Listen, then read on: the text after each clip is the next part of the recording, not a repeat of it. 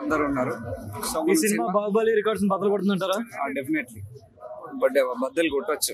మనం ఏంటంటే మీరు ఎక్స్పెక్టేషన్స్ ఎంత పెట్టుకొని వస్తే ఇంకా దానికి ఎక్కువనే ఉంటుంది. ప్రతి సీను మీరు ఎక్స్పెక్ట్ చేస్తున్న దానికంటే ఎక్కువనే ఉంటుంది. సో మీరు ఫైట్స్ అయితే నెక్స్ట్ లెవెల్లో ఉన్నాయి. సెంటిమెంట్ సీన్స్ అంటే ఉన్నాయి, కానీ మీరు చూస్తే ఇంకా బాగుంటుంది. నేను చెప్పిన దానికంటే ఇంకా బాగుంటుంది. మీరు ఎక్స్పెక్టేషన్స్ ఎంత పెట్టుకుని వచ్చినా కూడా 100% సాటిస్ఫై అవుతుంది. శృతి హాసన్ యాక్షన్ ఏముండదు అందులో, కానీ కొన్ని ట్విస్ట్లు ఉన్నాయి శృతి హాసన్తో. సినిమా చూస్తేనే బాగుంటది. ఇప్పుడు నేను స్పాయిలర్ చేయలేను. సినిమా మాత్రం మీరు చూడండి. ఫస్ట్ హాఫ్ లాగ్ ఉంది అంటున్నారు. ఎవరన్నారన్నా? లేదన్నా, మీరు ఒకసారి సినిమా చూడండి. చూసిన తర్వాత మీకు అర్థం. అసలు సినిమా 3 hours ఉందనే ఫీలింగ్ నీకు అసలు రాదు 100%.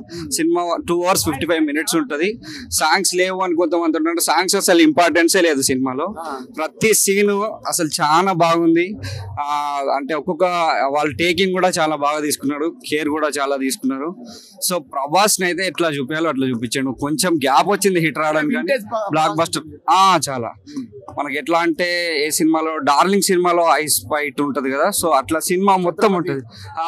ఛత్రపతి సినిమా సో ఏం అట్లాగే ఉంటది. సో మీరు ఎక్స్పెక్టేషన్స్ ఎంత పెట్టుకున్నా కూడా కంపల్సరీ రీచ్ అవుతుంది. చిన్నపిల్లలు కాపాడే ఫైట్ సీన్ ఎలా అనిపించింది?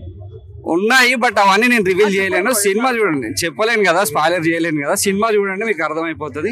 ప్రతి సినిమా బాగానే ఉంది. ఓకేనా, థ్యాంక్ యూ. 5 out of 4.5.